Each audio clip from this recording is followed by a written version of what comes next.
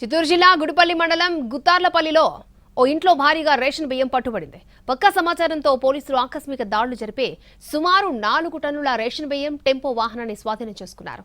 కుప్పం నుంచి కర్ణాటకకు అక్రమంగా రేషన్ బియ్యాన్ని తరలిస్తున్నట్టుగా విచారణలో తేలింది. తమిళనాడు, ఏపీకి సంబంధించిన రేషన్ బియ్యంగా పోలీసులు గుర్తించారు. ఎవరైనా ఇలాంటి అసాంఘిక కార్యకలాపాలకు పాల్పడితే చట్ట ప్రకారం చర్యలు తప్పవని పోలీసులకు ప్రజలు సహకరించాలని కోరారు డీఎస్పీ పార్థసారథి. ట్రాన్స్పోర్ట్ చేయడానికి రెడీగా ఒక వెహికల్ కూడా పెట్టుకున్నారు. దాదాపు 4 టన్నులు ఉన్నట్టు తెలుస్తుంది. లోపల తనిఖీ చేశాము. వీటిలో తమిళనాడు నుంచి తెచ్చిన బియ్యము ప్లస్ మన ఆంధ్రాకు సంబంధించిన బియ్యం కూడా ఉన్నాయి.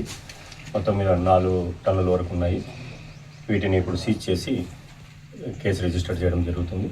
రెవెన్యూ వాళ్ళకు కూడా అడ్రస్ చేయడం జరిగింది. ఇవి ట్రాన్స్పోర్ట్ చేయడానికి రెడీగా ఒక వెహికల్ కూడా పెట్టుకున్నారు. దాదాపు 4 టన్నులు ఉన్నట్టు తెలుస్తుంది. లోపల తనిఖీ చేశాము.